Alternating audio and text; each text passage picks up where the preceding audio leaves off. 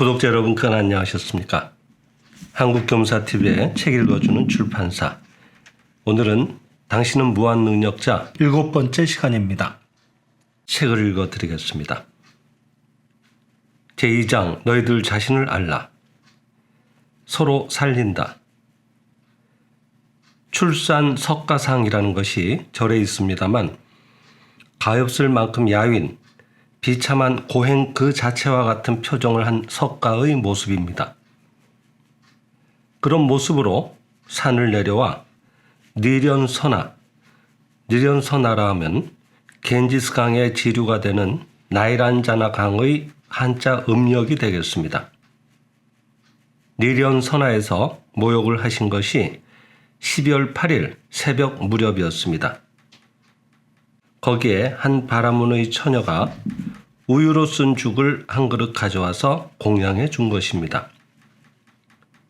석가는 그때까지는 그런 것을 먹는 것은 죄악인 듯이 생각하고 있었습니다. 곡식도 역시 살아있는데 그것을 먹는 것은 곡물의 생명을 뺏는 것이다. 우유는 송아지가 먹는 것이다. 인간이 그것을 먹는 것은 소로부터 빼앗는 약탈이다. 인간의 생활은 살생과 약탈 위에 성립되어 있다고 생각돼서 비참한 마음으로 괴로워했던 것입니다. 그런데 그때 웬일인지 석가는 그 공양받은 우유죽을 마음의 괴로움 없이 비참한 느낌 없이 고맙다 하고 드셨던 것입니다. 석가의 마음이 돌연 변했습니다. 석가는 다른 세계의 풍광을 본 것입니다. 석가는 그때 물질적 외관으로는 우유죽을 드셨지만 그 물질을 보지 않고 그 우유 속에 깃든 그 우유죽을 베풀어준 처녀의 사랑이라고 하는 것을 드신 것입니다. 여태껏 사물의 물질적 외관만을 보고 있던 때에는 모든 것은 살생 또는 약탈해서 얻은 것뿐으로 보였습니다. 그런데 지금 석가의 앞에는 살생도 없고 약탈도 없는 것입니다. 저 바라문의 처녀는 나를 살리려고 나 자신은 아무 말도 하지 않았는데 우유죽을 가져다 주었다.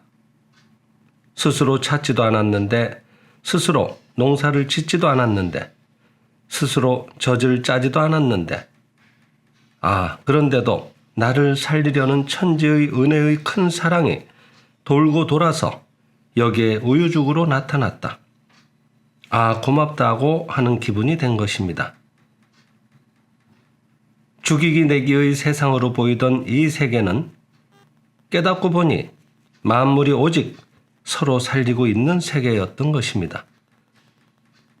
석가가 드신 그 우유는 어미소가 송아지에게 먹이려고 만들어낸 것이지만 어미소의 젖은 송아지가 먹고도 남을 만큼 많이 나옵니다. 이것은 사실입니다. 소는 기르는 사람에게 젖을 빼앗기는 것처럼 보일지 모르지만 길러주는 사람의 애물을 몹시 그리워하고 든든히 여기고 송아지가 먹고도 얼마든지 남을 만큼 많은 젖을 냅니다. 거기에는 역시 인간을 살리려는 신의 은혜가 나타나 있는 것입니다. 석가는 그것을 깨달으신 것입니다. 소는 무엇을 먹고 사는가? 풀을 먹고 삽니다. 석가는 당연한 것이 당연히 고마워진 것입니다. 그때까지 소는 풀이라고 하는 생물을 먹고 있으니까 그것은 아무래도 비참한 죽이기 내기의 세계다. 그렇게 죽이고 뺏기 내기를 한 산물인 우유를 먹는 것도 또한 그 죽이고 뺏은 것의 가로채기다라고 생각하고 있었던 것입니다. 그런데 같은 세계의 풍경인데도 마음이 달라지면 보이는 모습이 달라지는 것입니다. 저 들의 무성한 풀은 우리를 살리기 위하여 거기에 나 있는 것이다. 소를 살리고 양을 살리고 송아지를 살리고 새끼 양을 살리고 나아가서 인간을 살리시는 신의 은혜, 천지의 은혜가 회양하여 거기에 잡초로서 싹터 나와 있는 것이다고 하는 것이 석가에게 이해돼 온 것입니다. 이것은 결코 서로 죽이기 내기의 세계는 아니다. 서로 살리는 세계다 하고 석가는 보게 된 것입니다. 나는 그것을 이치로 말하는 것이 아닙니다. 이론은 어떻게든 갖다 붙일 수 있습니다만 마음가짐이 달라진 것입니다. 조화가 느껴져 온 것입니다. 그때까지 석가에게는 풀과 소는 다투고 있는 듯이 생각됐던 것입니다만 그렇지 않다. 서로 살리고 있다고 알게 된 것입니다. 소가 풀을 먹고 배변을 해주면 그 변이 또 비료로서 풀을 살린다는 당연한 일을 알게 된 것입니다. 소가 호흡작용으로 탄산가스를 내보내면 풀이 동화작용으로 탄산가스의 탄소를 흡수하여 산소로 환원해서 소에게 되돌려 줍니다. 그와 같은 생물학적인 것은 석가는 아직 몰랐을 터이지만 직감적으로 서로 살리고 있다는 것을 알게 된 것입니다. 풀이라고 하는 것은 소에게 먹이면 아픈가 하면 결코 아픈 것은 아닙니다. 또 인간이 채소를 먹으면 채소가 아파하는가 하면 그렇지는 않습니다. 걸을 수 있는 발이 없는 채소는 인간이 먹어줌으로써 지구의 도처에 자기가 사는 영역을 넓혀 나갈 수 있습니다. 나무에 보기 좋고 맛있는 열매가 열리는 것은 동물이 먹어주기를 바라기 때문이며 스스로 익어서 맛있어졌을 때에는 더욱 눈에 띄게 좋게 빨갛게 선명한 색깔이 되거나 노랗게 고운 열매가 되는 등 갖가지 차림새를 갖추어 이렇게 나는 맛있으니까 부디 나를 먹어주세요 하고 말하듯이 자기 자신을 고의로 동물의 눈에 띄기 쉽게 하는 것입니다. 그래서 먹어주면 종자를 남기려 해도 종자가 아직 성숙하지 못할 때는 쓰거나 떨거나 가시돋친 껍질로 싸거나 하며 그 색깔도 나무의 잎과 같은 색이 되게 해서 눈에 띄지 않게 감춥니다만 먹어주기를 바랄 때는 고운 색을 띄어 잘 보이게 합니다. 그것을 동물이 먹어주지 않으면 오히려 식물은 괴로워지는 것입니다. 그런 때는 할 수 없으니까 스스로 썩어서 열매가 떨어져 종자가 노출되어 그 나무의 밑둥 부분에 그대로 쌓이니 씨가 싹 터도 자라지 못할 만큼 밀생, 즉 빽빽하게 나서 자라나게 되고 햇빛도 밤이슬도 충분히 받지 못해 자랄 수가 없습니다. 동물이 익은 과실을 먹어주어야 그 씨가 한 곳에 몰리지 않고 골고루 지상에 퍼져나갈 수 있는 것입니다. 감이라도 자연히 익어서 썩어 씨가 같은 곳에만 떨어진다면 그 감나무는 번식하려 해도 할 수가 없겠지요. 그러나 발이 없는 수목은 동물이 그 발의 구실을 해주어 씨를 운반해 줍니다. 그 대신에 씨의 일부, 즉 씨를 둘러싸고 있는 과육을 먹게 하여 동물도 살고 식물도 사는 것입니다. 이것을 알고 보면 지금까지 서로 잡아먹고 서로 죽이는 세계라고 여기던 것이 거꾸로 서로 젖을 먹이는 세계요, 서로 업어 날라주는 세계요, 서로 모자람을 채워주어 살리고 있는 세계였다는 것을 알게 됩니다. 깨닫고 보면 천지간의 일체 만물이 모두 서로 살리는 사이가 아닌 것이 없는 참으로 고마운 세계였던 것입니다. 있는 모든 것 하나하나에 부처의 목숨이 나타나 있고 부처의 자비가 나타나 있고 신의 생명이 나타나 있고 신의 사랑이 나타나 있음이 깨달아지는 것입니다. 신의 생명이 나타나고 부처의 생명이 나타나니까 모든 것이 서로 사랑하고 살리는 것입니다. 여태껏 서로 죽이는 세계라고 여기던 이 세계는 신의, 부처의 무한한 생명, 사랑, 지혜로 가득 차 있는 훌륭한 세계였던 것입니다.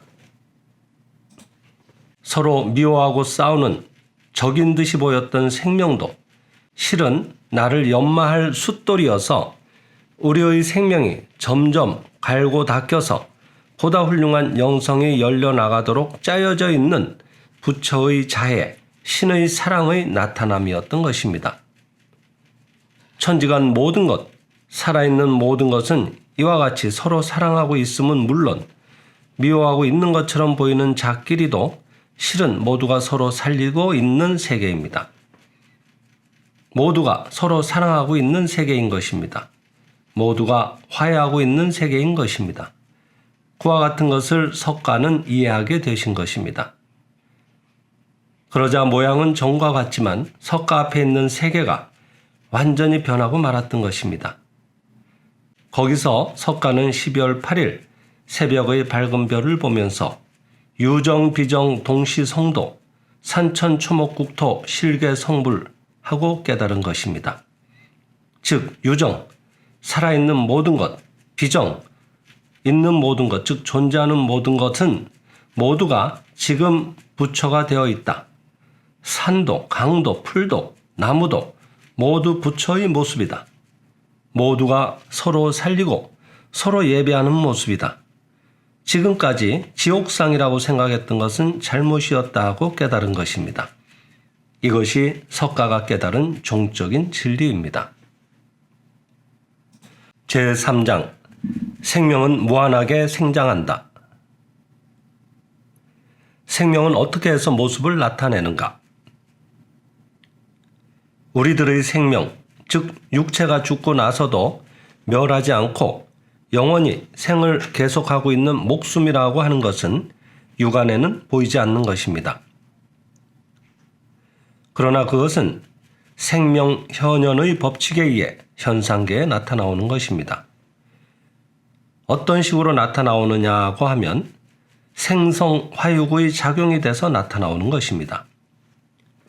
다시 말씀드리면 낳고 이루어서 여러 가지 것을 화생, 즉 화생이라고 하면 생물의 몸이나 그 조직의 일부가 형태와 기능이 현저하게 변화하는 것을 말한다 그랬습니다.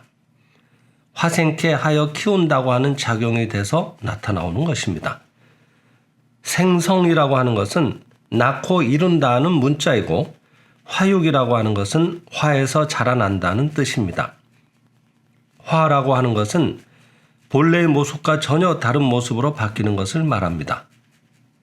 번데기가 나방이 되거나 먹은 양분이 인간의 육체로 되거나 모습이 전혀 없는 생명이 모습으로 화에 나오거나 어린이가 커다란 어른으로 자라는 것, 이것이 화육입니다. 우리들의 육체는 15년이 되면 아무리 딱딱한 뼈와 같은 세포라도 치아 세포라도 모두 바뀌어 버립니다. 그런 것을 생각해 보면 지금 60 몇 세의 인간이라면 이미 어린이 때의 세포 같은 것은 한 개도 남아있지 않으니까 어디에서 태어난 다니구치 마사루는 그 육체적인 면에서 보면 이미 여기에는 없는 것입니다. 어린애 때의 육체 같은 것은 이미 흔적도 없는데 역시 태어났을 때의 자기라고 하는 것이 여기에 있어서 그것이 이런 육체의 모습으로 나타나와 있는 것입니다. 이처럼 화에서 새로운 모습으로 자라서 창조해 가는 것이 생성화육입니다. 이래서 우리들 인간은 본래 물질이 아닌 영이면서도 화에서 물질적 육체를 나타내고 있는 것입니다. 말하자면 저나 여러분도 육체로서 나타나와 있는 것은 화에 나온 것입니다. 모두가 화연한 것으로서 그 옛날의 응아하고 태어났을 때의 몸은 하나도 없는데 그 몸이 생장해서 이런 어른이 됐다고 생각하고 있는 것입니다. 그렇지만 우리들의 육체는 본래는 자기 것은 아닌 것으로서 모습이 없는 생명이 형상을 나타내서 그것이 자라나가게 하는 것입니다. 그것을 생성화육이라고 하는 것입니다. 옛날의 교육과 지금의 교육, 글자의 기원을 연구하는 한 학자의 설에 의하면 원래 기를 육이라고 하는 육이라는 글자의 상부에 있는 운, 이것은 이를 운자를 말합니다. 운은 실은 아들 자자를 거꾸로 세운 것이고 하부는 절구구라고 합니다. 즉 어린이를 거꾸로 세워놓고 절구 속에 넣어서 떡을 찢듯이 찍고 있는 모습이라는 것입니다. 그것이 이 문자가 만들어졌을 무렵의 교육이었던 것입니다. 그 무렵의 교육은 절구 속에 어린이를 거꾸로 놓고 절구 공이로 콩콩 찢듯이 해서 인간을 단련시키는 것이었습니다. 그러나 요즘 교육은 그렇지 않은 것으로 육이라는 자의 상부는 이를 운으로서 언, 즉 말씀언입니다. 글자 하부의 월, 즉 달월은 6월, 즉 6달월로서 말씀이 육체가 돼서 나타난다는 것이 이 자획의 구성에 드러나 있는 것입니다. 이것이 진정한 교육입니다.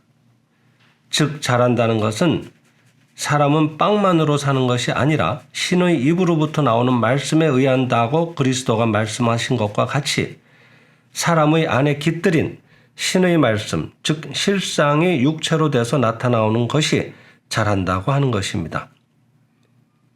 인간은 육체는 아니고 신의 말씀이 깃들여 있어서 그것이 육체로 변하고 멋진 모습으로 화육돼 오는 것이 잘한다고 하는 말이 되는 것입니다. 신의 생명이 사람의 생명. 요한복음에서 태초에 말씀이 계시니라. 말씀은 신과 함께 계셨고 말씀은 신이시니라고 하셨듯이 말씀이라고 하는 것은 우주에 가득 차 있는 신의 생명, 신의 말씀이라고 하는 것으로서 그것이 현상화해서 자연계의 갖가지 물질이나 육체로 나타나오는 것입니다. 그것이 생성화육입니다. 이와 같이 우리들은 신의 생명이 깃들여 태어나온 것으로서 신의 생명이 지금 여기에 나에게 있어서 또 여러분에게 있어서 살고 있는 것입니다. 생명이라고 하는 것은 육안에 보이는 모습이 아니니까 이 같은 모습이다라고는 할 수 없는 것입니다. 이 얼굴의 피부가 매끈하니까 살고 있다고 하는 것도 이 얼굴이 상처를 입어서 보기 흉해지면 이미 다니구찌라고 하는 사람이 없어진다고 하는 것도 아닙니다.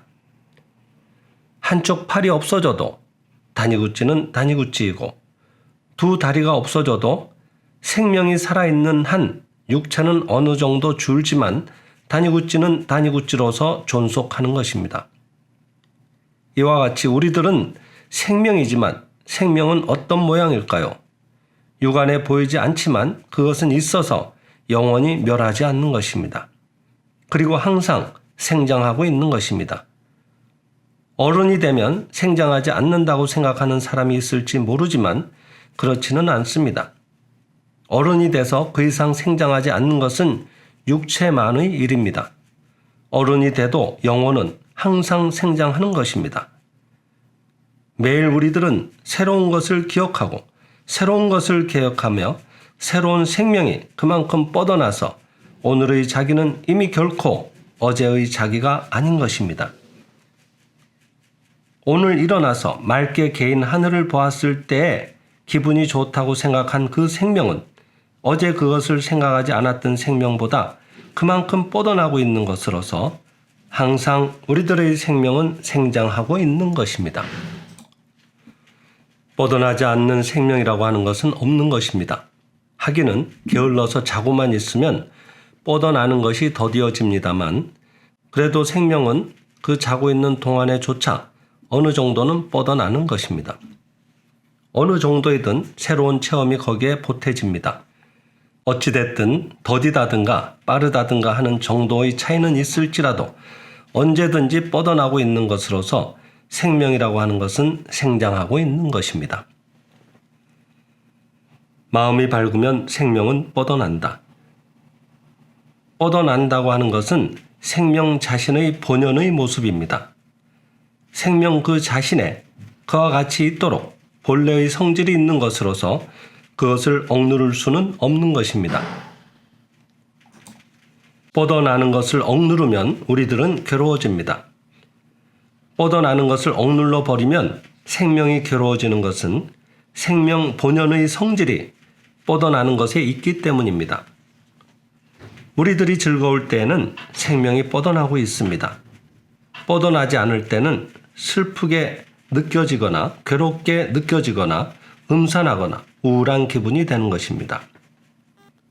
우리들의 마음과 생명은 서로 연쇄 반응을 일으키는 것으로서 마음이 밝으면 생명이 뻗어나고 생명이 뻗어나면 마음이 밝아지는 것입니다만 마음이 어두우면 생명이 뻗어나지 않고 생명이 뻗어나지 않으면 마음이 어두워집니다. 어디까지 가도 계속되는 것입니다. 그러므로 될 수 있는 대로 즐겁고 기쁘고 밝고 유쾌하게 살아가도록 하고 있으면 그 사람은 계속 뻗어나는 것입니다. 항상 밝은 마음을 가진 사람의 생명은 뻗어나는 것으로서 한때 어떤 불행이 와도 결코 퇴보하는 일은 없는 것입니다. 네, 오늘은 여기까지 읽어드렸습니다. 감사합니다.